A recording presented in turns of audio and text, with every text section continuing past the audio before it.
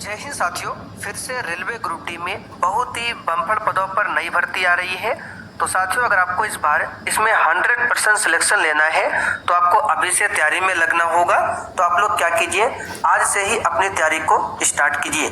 तो साथियों, आज के सेशन में ग्रुप डी एग्जाम के लिए जीके जीएस से 25 सिलेक्टेड प्रश्नों को कवर करने वाले हैं। साथियों, इसमें कुछ क्वेश्चन प्रीवियस ईयर से भी है, तो आप लोग पूरा सेट को ध्यान से लगाइए और 25 प्रश्न में से आप कितने क्वेश्चन सही कर पा रहे हैं ये आपको सेशन के लास्ट में कमेंट करके बताना है।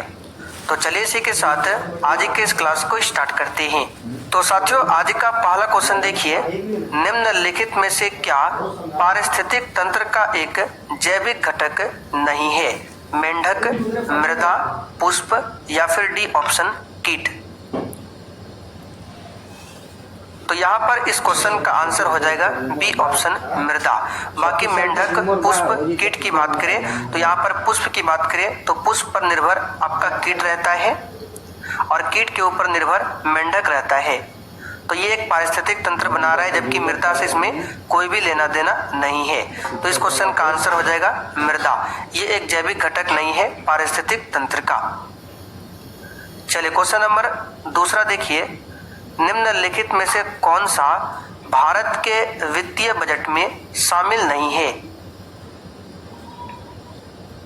तो साथियों, भारत का जो वित्तीय बजट है इसमें प्राथमिक घाटा, राजकोषीय घाटा, राजस्व घाटा ये तीनों शामिल है, जबकि साख नियंत्रण जो है ये भारत के वित्तीय बजट में शामिल नहीं है। अब यहाँ से क्वेश्चन बनेगा कि साख नियंत्रण कौन करता है? तो याद रखिएगा आरबीआई। ठीक है, साख का नियंत्रण कौन करता है? आरबीआई। और आरबीआई की स्थापना कब होती है? तो 1 अप्रैल 1935 को आरबीआई का आरबीआई की स्थापना हुई थी। और आरबीआई का राष्ट्रीयकरण कब हुआ था? 1 जनवरी 1949 से।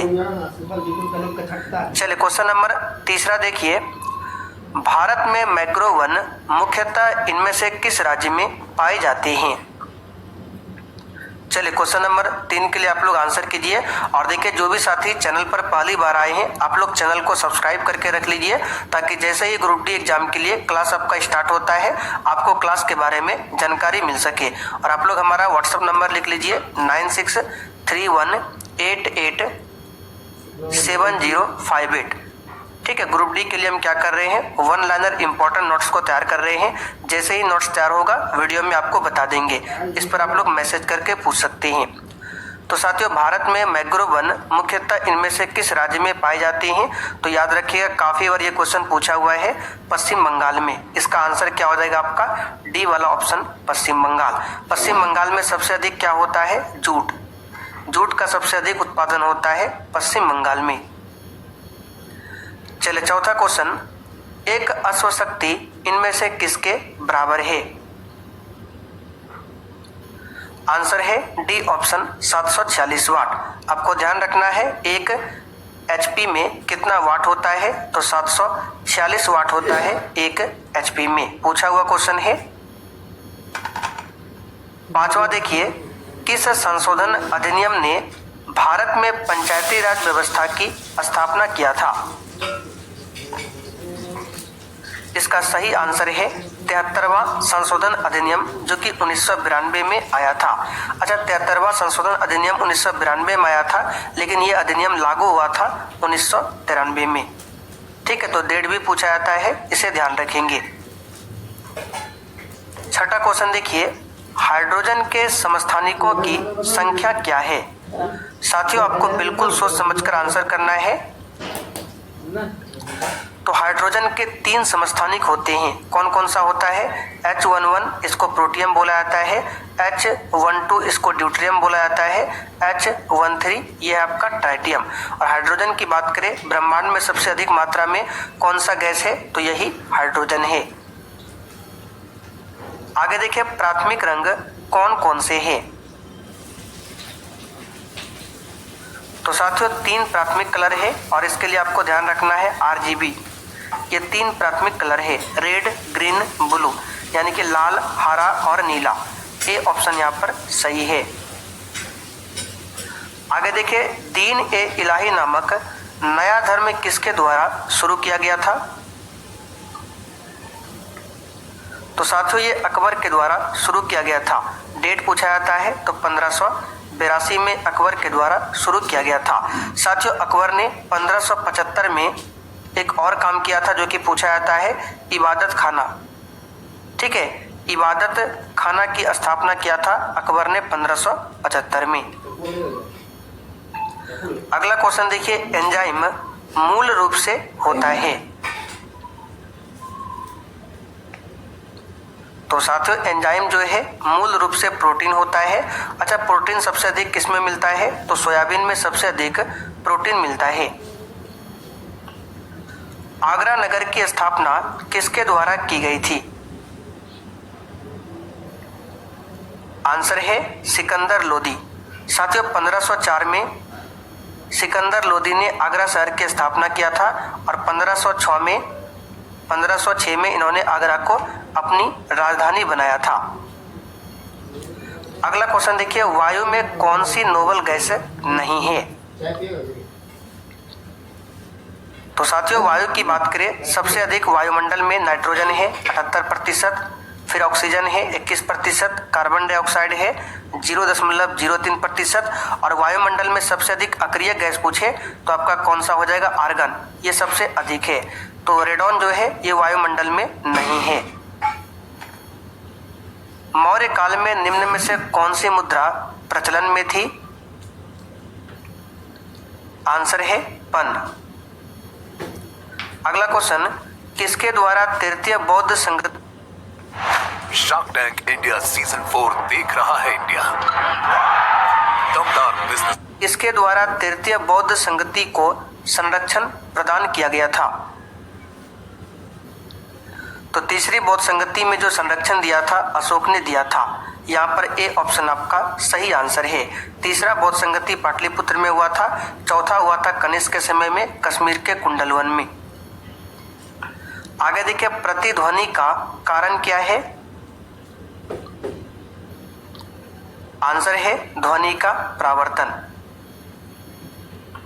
आगे देखिए, फोटोग्राफी की प्लेट पर निम्न में से किसकी परत चढ़ाई जाती है?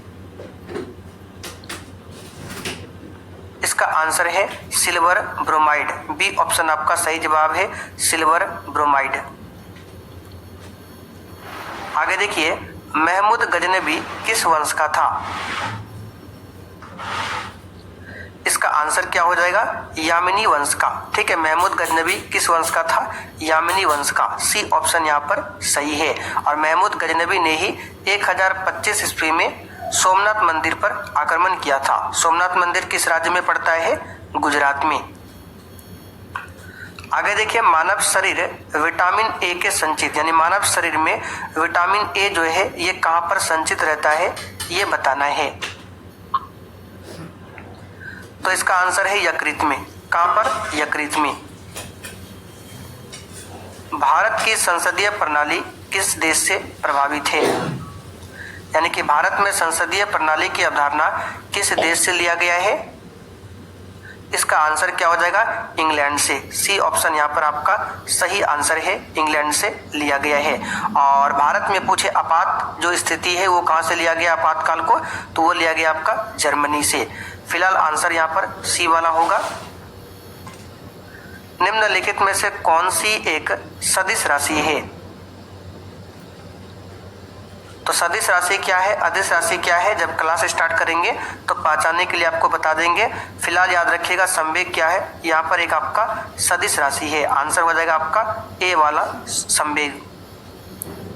आगे देखिए, किस मुगल शासक का 2 बार राज्याभिषेक हुआ था? आंसर है औरंगजेब को। ठीक है, औरंगजेब का। औरंगजेब को जिंदा पीर भी कहा जाता है और इसने ही कालिंदर की उपाधि धारण किया था। आगे देखिए, ध्वनि तरंगों की प्रकृति क्या होती है? ये हम क्लास में कई बार बता चुके हैं। ध्वनि तरंगों की प्रकृति अनुदैर्घ्य होती है और प्रकाश तरंगों की प्रकृति अनुप्रस्थ होती है। तो फिलहाल आंसर यहाँ पर आपका पहला वाला होगा, अनुदैर्घ्य। डायनेमो के कार्य करने का सिद्धांत क्या है? आंसर है विद्युत चुंबकीय प्रभाव, डी ऑप्शन सही है। और डायनेमो की बात करें, डायनेमो जो है यांत्रिक ऊर्जा को विद्युत ऊर्जा में बदलता है, जबकि एक मोटर जो है ये विद्युत ऊर्जा को यांत्रिक ऊर्जा में बदलता है। मौर्य वंश का अंतिम सम्राट कौन था? आंसर है वृहद्रथ। ये क्वेश्चन भी कई बार पूछा हुआ है। मौर्य वंश की स्थापना चंद्रगुप्त मौर्य ने किया था और अंतिम शासक था वृहद्रथ। भारतीय नौसेना का सबसे बड़ा बहुराष्ट्रीय नौसैनिक अभ्यास कौन सा है? आंसर है मिलन। आज का आखिरी क्वेश्चन, कैंसर के उपचार के लिए उपयुक्त रेडियो आइसोटोप कौन सा है?